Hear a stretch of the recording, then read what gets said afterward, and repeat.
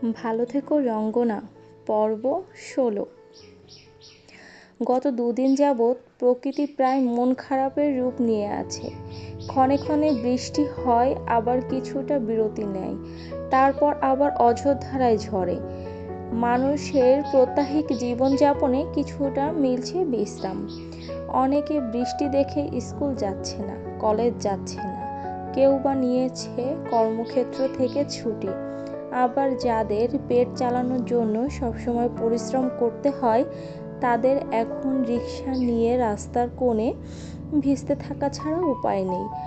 বৃষ্টি ও ধনী গরিবের পার্থক্য বোঝে, তাই তো কেউ তাকে পেয়ে খুশি, আর কেউ তার যন্ত্রণায় পেটে ক্ষুধা আর মনে আশা নিয়ে বসে আছে, এই বুঝি রোজগার করতে পারবে কিছু। সেই বৃষ্টি ভেজা এক অবসাদগ্রস্ত দিনে ওহি ঘর ছেড়ে বেরিয়েছে।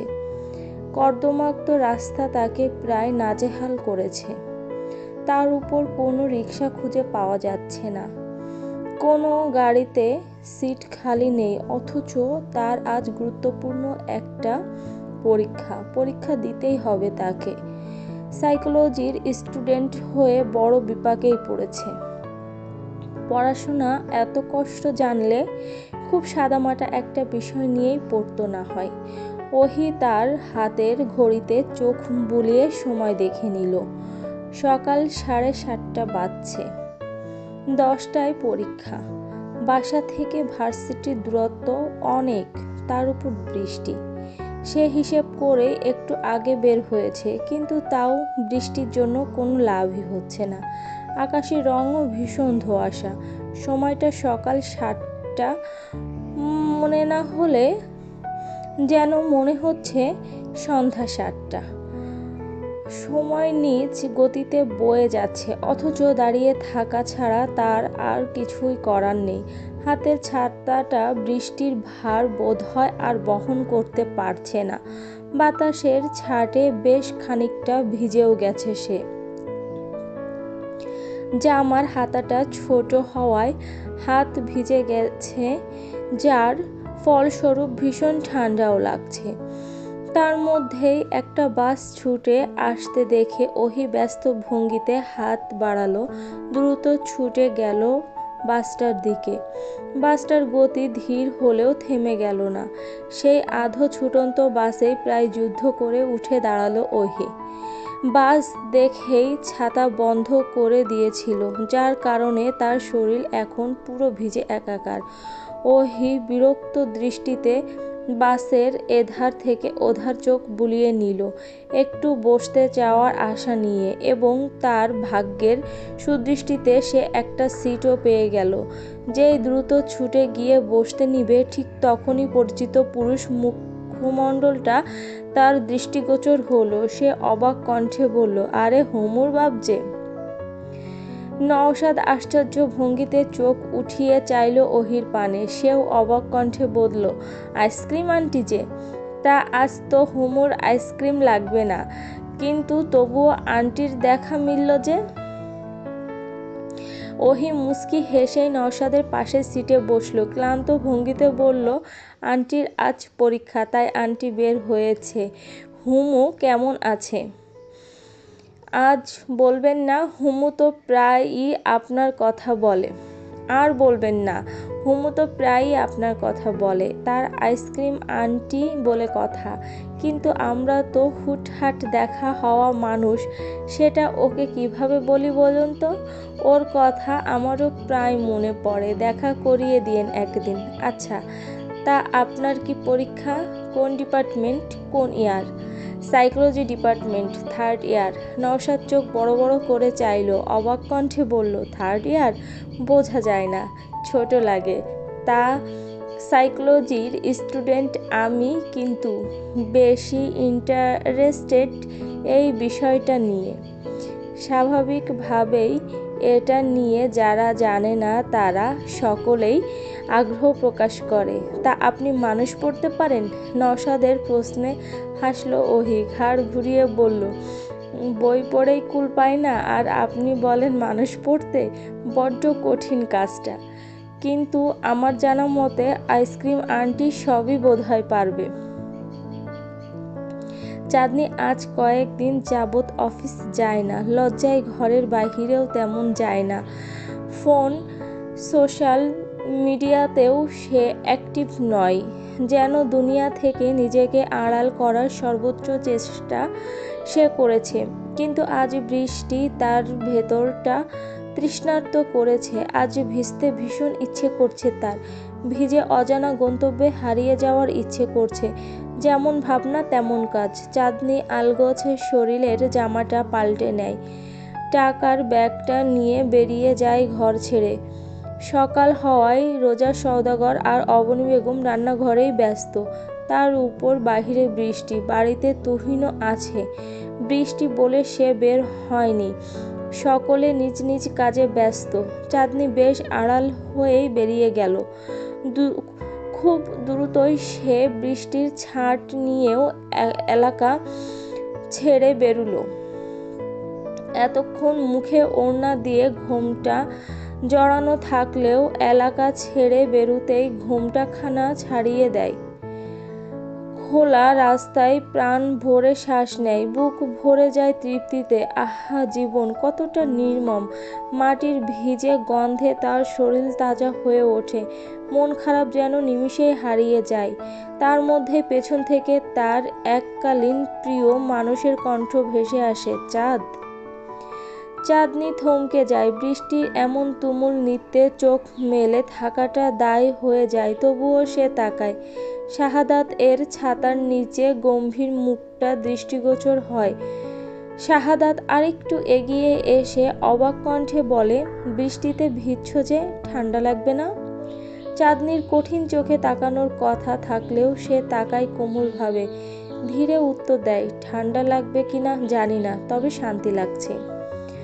তোমার সাথে যে ছেলেটার ছবি ভাইরাল হয়েছে সেটা কে ছিল? শাহাদাত এর প্রশ্নে চাঁদনি কিছুটা অস্বস্তি বোধ করল। ক্ষীণ স্বরে বলল, ছিল আমার কোনো শুভাকাঙ্ক্ষী। শুভাকাঙ্ক্ষী যে দুঃখ ডেকে আনলো। অভাগা যেখানে যায় সমুদ্র শুকিয়ে যায়। প্রবাদ বাক্যটা শুনেছিলে? আমি সেই অভাগা। দোষ শুভাকাঙ্ক্ষীর না, দোষ তো আমারই কপালের। তবুও তুমিও তো আমার প্রিয় ছিলে। ভাগ্যের জোরে আজ প্রাক্তন। ভাগ্যেরই তো সব লেখা, তাই না বলো? শাহাদাত কিছুটা মাথা নত করল। লজ্জিত কণ্ঠে বলল, আমি তোমায় বিশ্বাস করি। তা আমাকে ক্ষমা করবে না কখনো? করে দিয়েছি অনেক আগে। আমি সবসময় চাই তুমি সুখী হও। সুখী হওয়ার জন্য যদি তোমার আমাকে ছাড়তে হয় তাতেও আমার আপত্তি ছিল না। আর আজ যখন দেখলাম তুমি আমাকে ছাড়া সত্যিই সুখী, তখন আমার শান্তি লাগছে। বরং তুমি আমার সাথে থাকলে কিন্তু সুখী হলে না, সেটা আমাকে কষ্ট দিত। অথচ আজ শান্তি পাচ্ছি। আমাকে আর চাও না? শাহাদাত এর অদ্ভুত প্রশ্নে হেসে প্রায় খুন চাঁদনি। হাসতে হাসতে বলল, তোমাকে চাওয়া সেদিনই ছেড়ে দিয়েছি, যেদিন শুনেছি তুমি অন্য কাউকে চাও। যে আমার সে আমারই। তার এক অংশ যদি অন্য কারো হয় তবে তা আমার চাই না। অথচ তুমি আগাগোড়া পুরোটাই অন্য কারো। কিভাবে চাই তোমাকে বলো? শাহাদাত এর লজ্জায় মাথা নিচু হয়ে এলো। চাঁদনি কালো মেঘের পানে তাকিয়ে চিৎকার করে বলল, পৃথিবী বড্ড নিষ্ঠুর।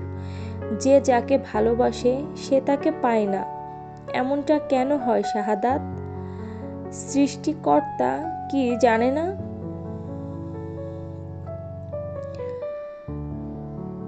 ভালোবাসার মানুষকে ছাড়া আমরা বড্ড যন্ত্রণা নিয়ে বেঁচে থাকি। এ বেঁচে থাকায় কোনো মহত্ব নেই শাহাদাত। তোমরা কেন দিন শেষে এমন বদলে যাও? তোমরা তো জানো না শাহাদাত, তোমরা একটা মানুষকে মেরে ফেলো হয়তো অজান্তেই।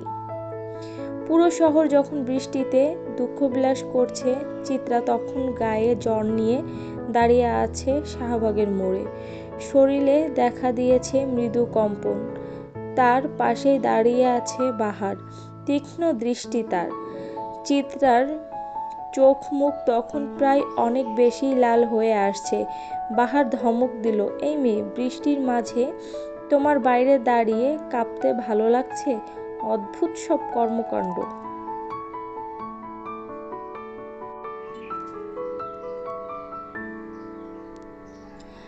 ভালো লাগছে? আপনি পাশে থাকলে আমার সবই ভালো লাগে। বাহার আর চোখে চাহিল মেয়েটার পানে, কিছুটা গম্ভীর কণ্ঠেই বলল, আমি তোমার টিচার হই, মনে রেখো। সেটা তো পড়ার টেবিল অবধি। শাহবাগের মোড়ে আপনি দাঁড়িয়ে আছেন আমার সবচেয়ে পছন্দের মানুষ হয়ে। জ্বরকে আবেগ বাড়িয়ে দিল? না তো, প্রেম বাড়িয়ে দিয়েছে। আমার বড্ড প্রেম পাচ্ছে বাহার ভাই। মেয়েটা লাগামহীন কথাবার্তায় বাহার কপাল কুঁচকে ফেলল। চিত্রার কিছুটা কাছে গিয়ে কপালে হাত রাখল। না, ততটা বাড়েনি। তবে না, জ্বর তো ততটা বাড়েনি। তবে শরীর মোটামুটি ভালোই গরম। কিন্তু উল্টোপাল্টা বকার মতন অবস্থা হয়নি। তবে মেয়েটা ইচ্ছাকৃত এসব বলছে বাহারকে লজ্জা দেওয়ার উদ্দেশ্যে। চিত্রা ততক্ষণে বাহারের হাতটা চেপে ধরল, ফিসফিস করে বলল, জ্বরটা শরীরের না, মনের। একটু উষ্ণতা চাচ্ছে মন।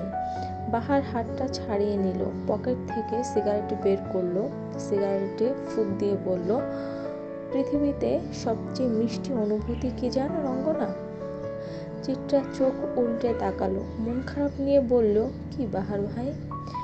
প্রেমিকার ঠোঁটের চুমু।